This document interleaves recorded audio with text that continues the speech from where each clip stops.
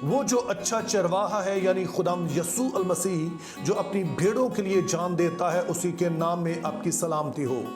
जैसा कि पिछले हफ्ते मैंने इस बात का ऐलान किया था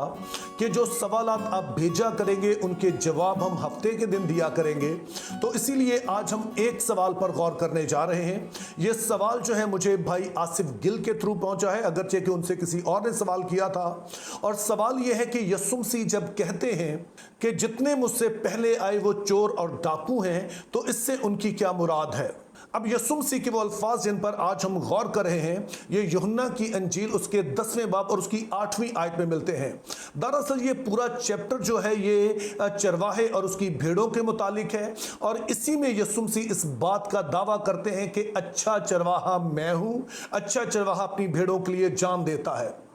अब इस हवाले की जो दिलचस्प बात है वो ये है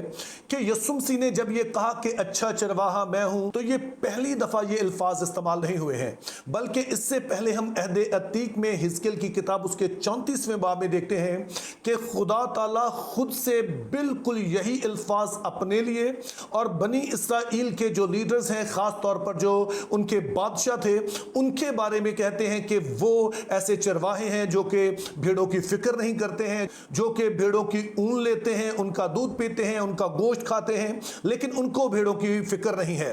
और फिर 11वीं आयत में खुदा ताला कहते हैं कि अब मैं खुद से अपनी भेड़ों को चराऊंगा, मैं उनकी फिक्र करूंगा, वो जो परागंदा हो गई हैं, वो जो खो गई हैं, उन सबको मैं वापस लेकर आऊंगा। और फिर ये हवाला जारी रहता है, और हिजकिय्याह 34 बाब और उसकी 23 आयत में खुदा ताला एक इंतहाई अहम बात कहते हैं जो कि कुछ यूं है,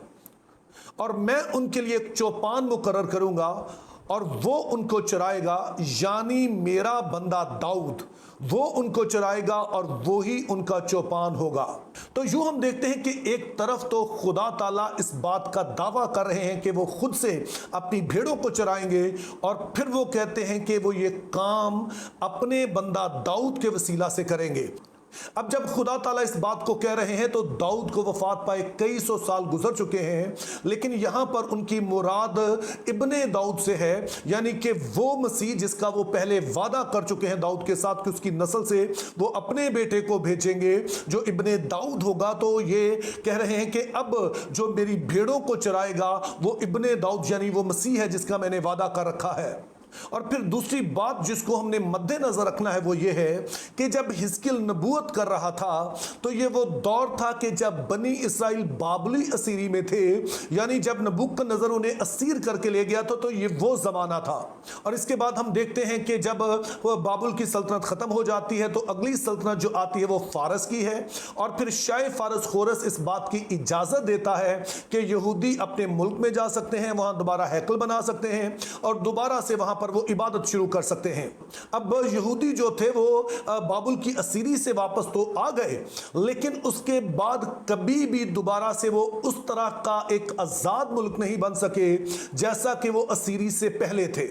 चूंकि पहले वो बाबुल की असीरी में थे, वहां से वो वापस तो आ गए, लेकिन अब भी उन पर हुक्मरानी जो थी वो फारस की थी। फारस के बाद सिकंदर आजम की बारी आ जाती है, उसके बाद रोमियो की बारी आ जाती है। तो बनी इसराइल मुसलसल जो थे बड़ी ताकतों के अंडर रहे, और अब इस सूरत हाल में बनी इसराइल की जो सारी उम्मीदें लगी थी वो खुदा के उस वादे पर लगी थी जो खुदा ने दाऊद से किया था कि मैं तेरी नस्ल में से एक शख्स को लूंगा जिसका तख्त मैं हमेशा के लिए कायम करूंगा, जो मेरा बेटा होगा यानी जो मसीह होगा। और फिर इसी तरह की नबूवतें आगे अंबिया बार बार करते रहे, जिसमें से हिजकिय्याह भी शामिल है जिसका अभी हमने जिक्र पढ़ा। तो लोगों के दिल में यह बात थी कि मसीह ने आना है और वही है जिसने उन्हें आजाद करना है। अब बनी इसराइल देखते थे कि एक तरफ तो खुदा के ये वादे मौजूद हैं और दूसरी तरफ ये बड़ी ताकतें हम पर हुक्मरान हैं। तो फिर बनी इसराइल में से ऐसे कई लोग उठ खड़े होते जो कि इस बात का दावा करते कि वो मौदा मसीह हैं और वही हैं जो कि बनी इसराइल को इन बड़ी ताकतों की गुलामी से आजाद करवाएंगे। अब ऐसे ही लोग जो कि मसीह होने का दावा करते थे, उन्हीं में से एक का जिक्र आप बखूबी जानते हैं और उसका नाम है बराबा। अब जो इंजील नवीस हैं वो बराबा को मुख्तलिफ तरह के टाइटल्स देते हैं। मिसाल के तौर पर यूहन्ना की इंजील उसका 23वां बाब और उसकी 19 आयत में बराबा को कहा गया है कि वो एक बागी था जो बगावत के सिलसिले में कैद खाना में था। लेकिन जब आप यूहन्ना 18 बाब और उसकी 40 आयत पढ़ते हैं तो वहां पर लिखा है कि बराबा एक डाकू था। तो अब सवाल यह पैदा होता है कि इसे ये दो मुख्तलिफ तरह के टाइटल बागी और डाकू क्यों दिए गए हैं। उसका सबब यह था कि जो भी बगावत करता जाहिर है उसे अपने साथ लोग चाहिए होते थे,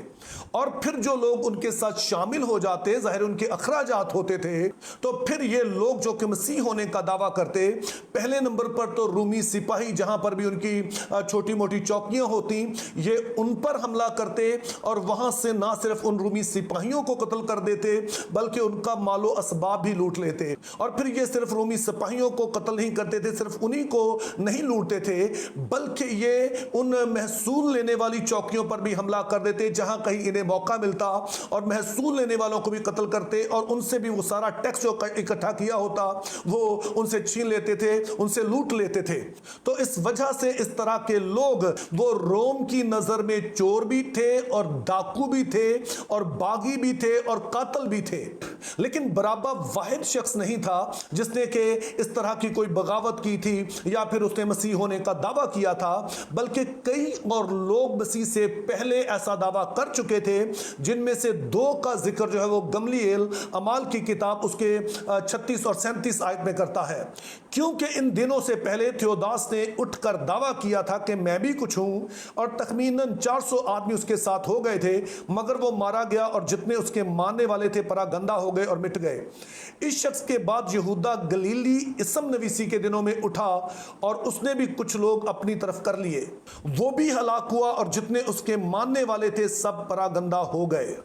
तो यहां पर हम देखते हैं कि गमलीएल का कहना है कि जिस तरह का दावा यीशु मसीह ने किया है इसी तरह का दावा पहले थियोडस और बाद में जो यहूदा गलीली है वो भी कर चुके हैं।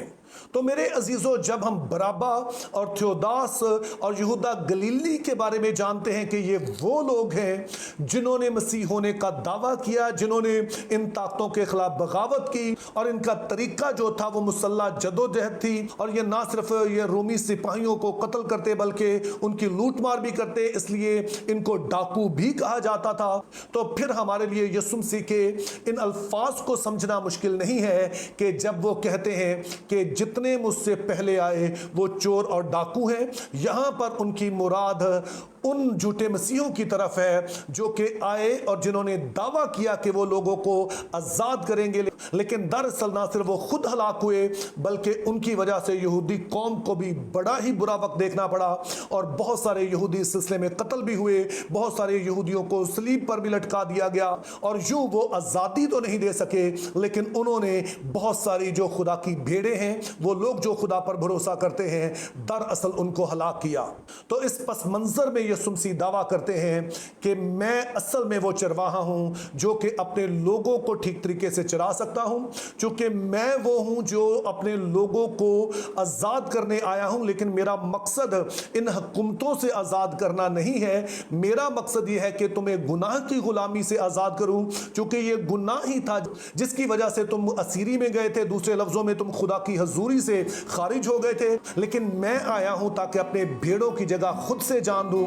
उनके लिए कफारा बनूं और उनके लिए राह हमवार करूं कि वो खुदा की हजूरी में आएं और फिर कभी भी वो खुदा की हजूरी से निकाले ना जाएं, और इस तरह से वो हमेशा की जिंदगी पाएं। Think biblically, live purposefully, have a very good day.